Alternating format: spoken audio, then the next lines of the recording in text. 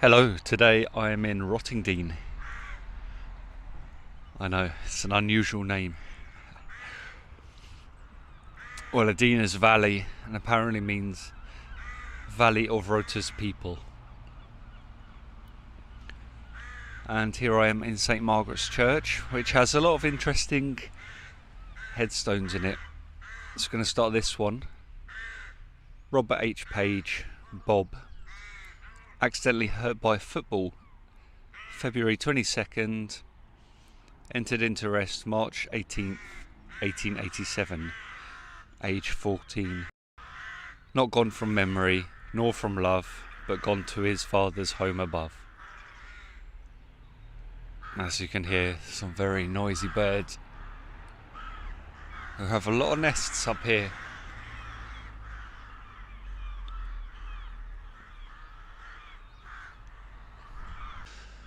On the north side wall is a memorial from World War II to Rottingdean Preparatory School.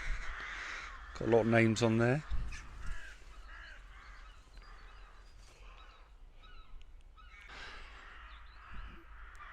There's a grave here to George Avery Brooker, killed by lightning, June 12th, 1890, aged 30 years.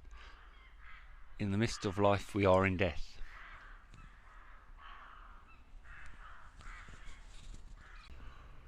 So this is the grave of Joseph Y. Dabney, 13 years evangelist in Rottingdean.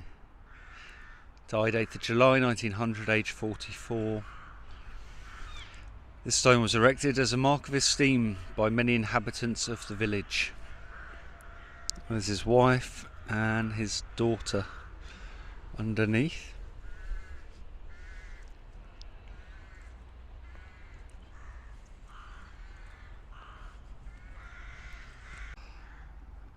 Just outside the entrance of the church is the grave to Lieutenant Thomas Hope. He drowned while commanding HMS Pincher. The boat sank in a violent storm near Bognor, and his body was discovered August 1838 by a shrimper at Blackrock in Brighton. And it says, in memoriam, Lieutenant Thomas Hope, drowned in command HMS Pincher, washed ashore at Rottingdean, 1838, found faithful.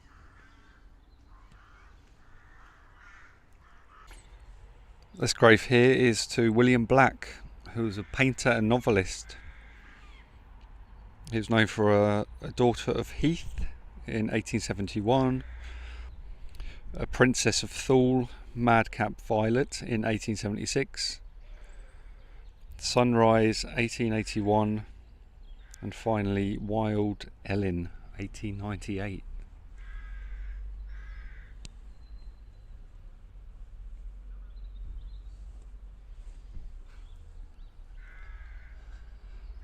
On the end of the grave says, "Blessed are the pure in heart." On the south side of the church, right outside, is where you've got the older graves.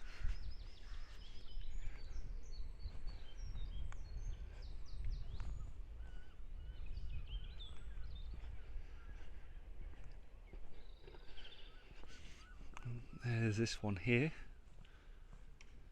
It's got a skull and crossbones on the top. But apparently it's not the grave of a pirate. Here lies the body of John Norris, who departed this life April 26, 1730 something, aged 59 years. This part of the cemetery is known as Copper's Corner because it has a lot of the Copper family who are folk singers around here. James Copper 1873, George Copper 1856, William 1849, got Mary 1891, Thomas 1853.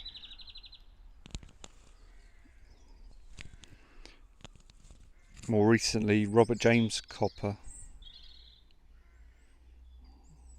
who was a folk singer and author. He recorded with Pete Seeger, famous folk singer in America. And this is the grave to James Walker. He fell off a cliff, actually, in 7th September 1808, 10 years old. Got another old one here with 2 cherubs on top. To the memory of Mary, wife of Sam Burton, who died October 29th, 1701. And then it says Samuel Burton next to her, died February 1778.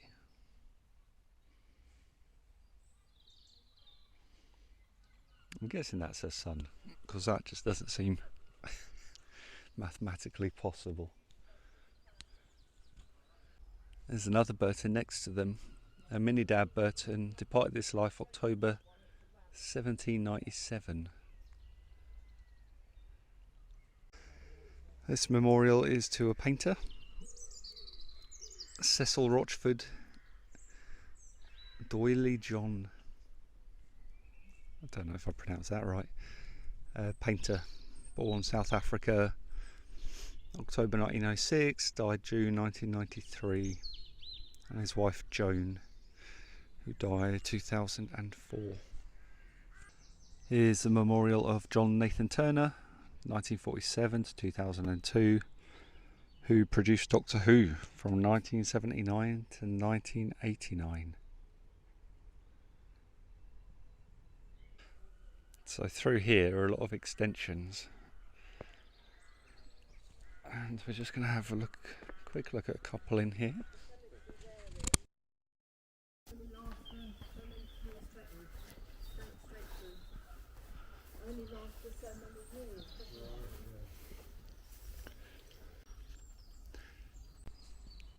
These 2 headstones here made the news for all the wrong reasons not so long ago. It was due to their offensive wording, which meant the headstones were taken away and redone. Harry Bamford, music hall artist, 1883 to 1973, and George Eliot, music hall artist, died 1962. He was on an episode of This Is Your Life. Here's the grave of a footballer, Jimmy Thompson, 1898 to 1984. He played for Luton Town, Millwall, Coventry City, Clapton Orient and Chelsea. He was also a member of Chelsea's scouting staff.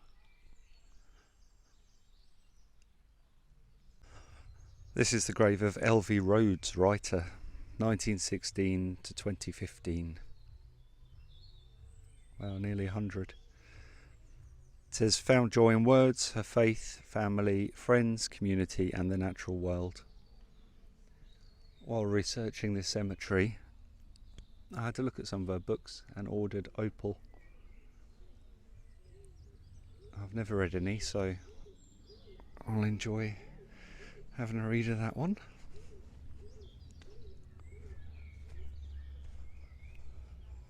As you can see, this is a bit of a newer section. One of the many extensions.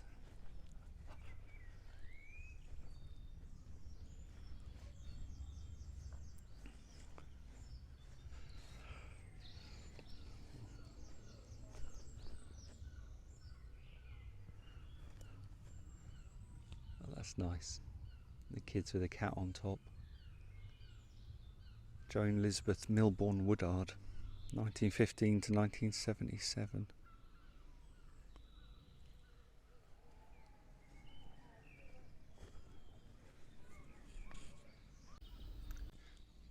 It's an interesting looking grave. Sir Wentworth Dilke, 3rd Baronet, September 1874 to December 1918. Florence Pearl Faithful, his wife, died 1955.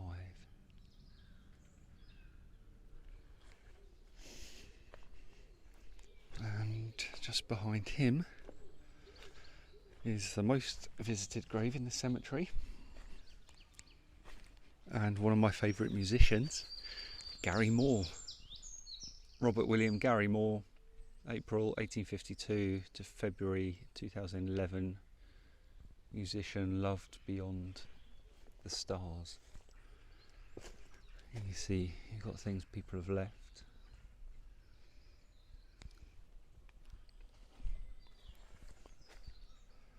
And there's a little plaque with his picture on it up here. So Gary Moore was a rock and blues guitarist, briefly in Thin Lizzy,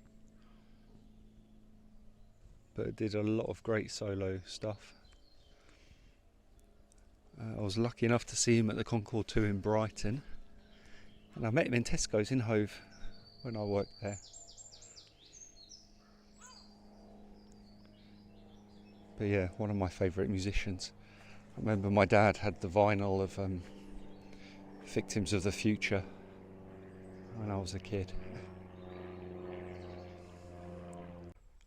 Here you've got the grave of Enid Bagnold, author. She wrote National Velvet, The Chalk Garden, A Matter of Gravity, The Difficulty of Getting Married, The Happy Foreigner, and Diary Without Dates. The whole headstone's pretty interesting. Sir Roderick Jones, KBE of Routers, died 23rd of January 1962, beloved husband of Enid Bagnold and father of Lorian Timothy Richard Dominic. He was head of Routers for 25 years, 1916 to 1941, and at one time principal owner. Also of Enid Bagnold, novelist and playwright, his much-loved wife, born 27th October 1889, died 31st of March 1981. Ethel, loved and loving wife of Colonel A.H. Bagnold, 1866 to 1931, at North End House in this parish. Also Colonel Arthur Henry Bagnold of Warrenwood, Shooters Hill, Woolwich, 1854 to 1943. And just on this wall there's another interesting Bagnold memorial, Dorothy Alice Bagnold Planky, 1906 to 1989, and her husband Brigadier Ralph Alger Bagnold, soldier, scientist, explorer, 1896-1990. They rest opposite with his parents, sister and brother-in-law. Ralph was an explorer, geologist and soldier. He served in the trenches during World War I and was awarded the Order of Leopold. He studied sand dunes, particularly their movement, and was the first recorded person to cross the Liberian Desert in 1932. He explored many African deserts and served in North Africa during World War II. And there's an area of Mars named after him. It's a very interesting guy. Here's the grave of Jimmy Noon, musician, 1915 to 2004, much loved. He entertained holiday makers with his organ recitals at the Grand Ocean Hotel in Saltine.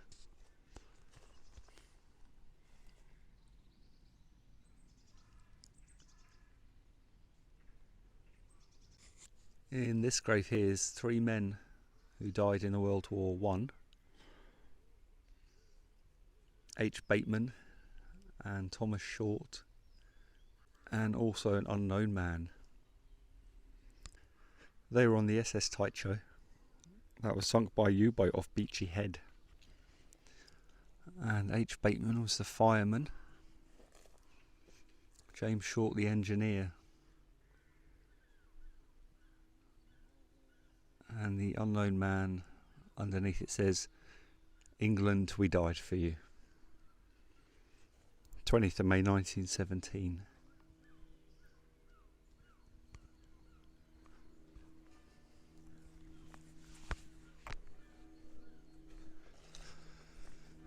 And just in this corner there's a little grave I always find interesting,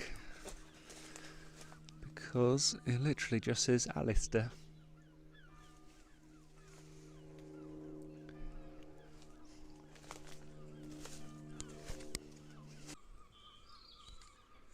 There's a memorial bench here with a little fish set in it.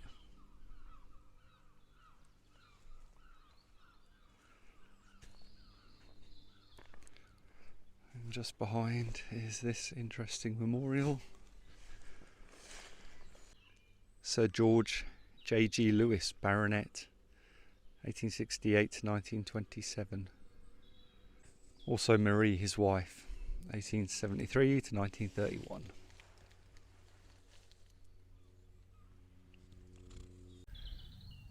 Here's the grave to a girl that was killed in a bombing raid in Kemp Town in World War II. Precious memories of our darling daughter, Doris Caroline Lucy Williams. Died through enemy action, February 23rd, 1944, aged 22 years. What we keep in memory is ours, unchangeable forever. Also, Dossie, her mum. There's 2 more civilian casualties of World War II in this cemetery somewhere, but I haven't found them yet. Here's William Henry Holland, 1st Baron, Rotherham. Died 1927.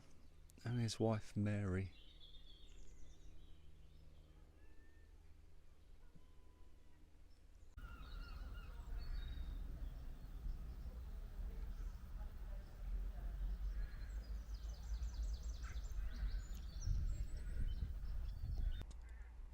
This memorial is to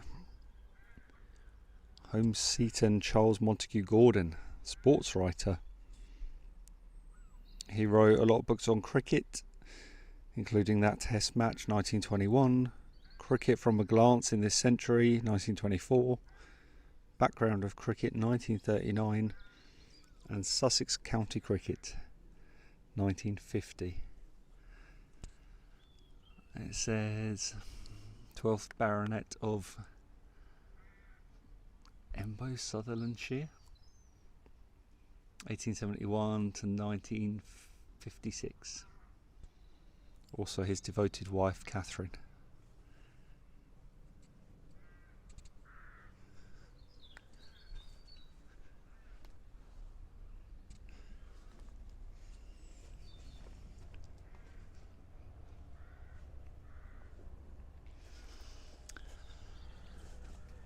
And this one here is to Ingeborg Olafsson, probably pronounced that really wrong, of Iceland.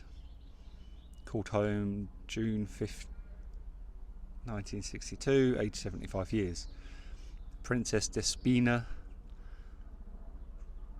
Karaja, 1892 to 1983. Well, the only name I know for sure was Despina because it was my great aunt's name. So I'm assuming she was Greek. I've managed to find something online about them. It said the Swedish-Greek Princess Despina and Ingeborg began living together in 1923, following a chance meeting at Stockholm 2 years earlier. So there looks like there's a joint biography of them, but it's written in Icelandic, so I can't get much more info. But I looked at the front pages on Google Translate, so I do know that they were writers and that you can get some of their stuff online still. This grave here was erected by order of the Lords Commissioners of the Admiralty to the memory of David Bennett AB, Alfred Barnes OS, and two other men not identified who were drowned on Sunday, March 24th, 1878, when HMS Eurydice, in which they were serving, foundered off the Isle of Wight. Their bodies were washed ashore near this spot and are buried here.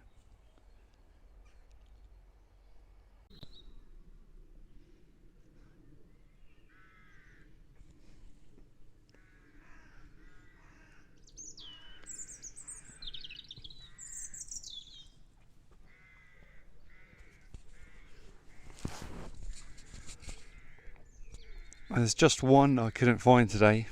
Sir Edward Coley Burne-Jones, an artist, did The Beguiling of Merlin, Love Among the Ruins and The Annunciation.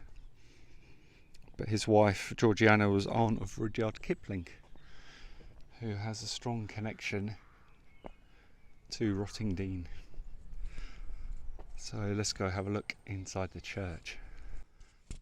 This is the inside of St Margaret's, which is quite different to the last time I was here. All of this had benches and a different flooring. Yeah, it looks nice. They're planning to extend the church as well. I think it's for a community centre, which is going to mean digging up some of the graves and moving them somewhere else.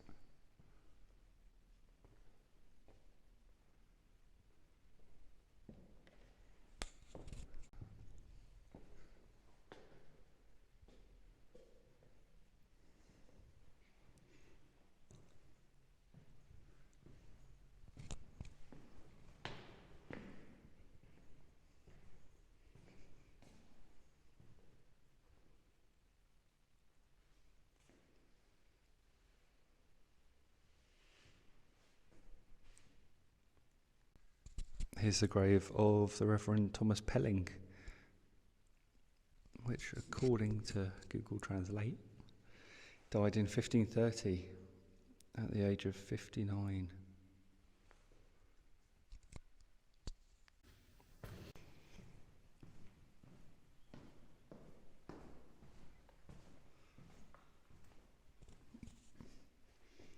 Got a memorial to Robert Charles Vaughan Lang, headmaster of St Albans School in this parish. Died 1940.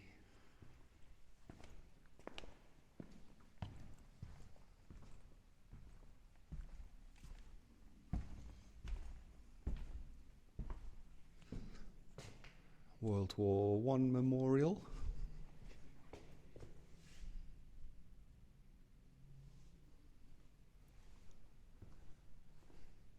World War II memorial.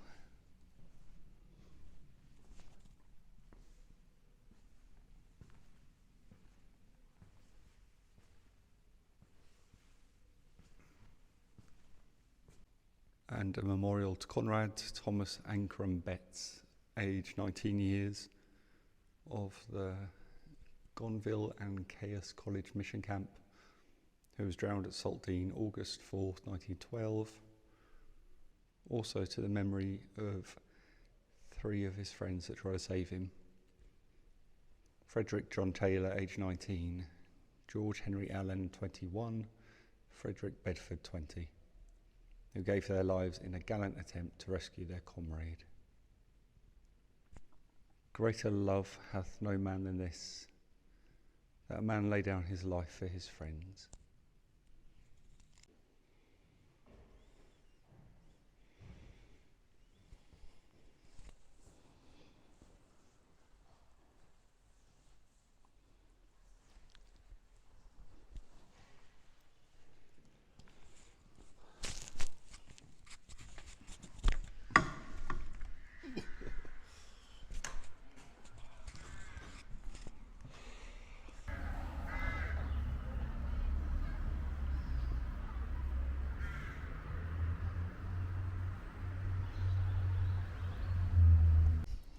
That's it from Rottingdean. Hope you enjoyed the video, and I'll see you next time.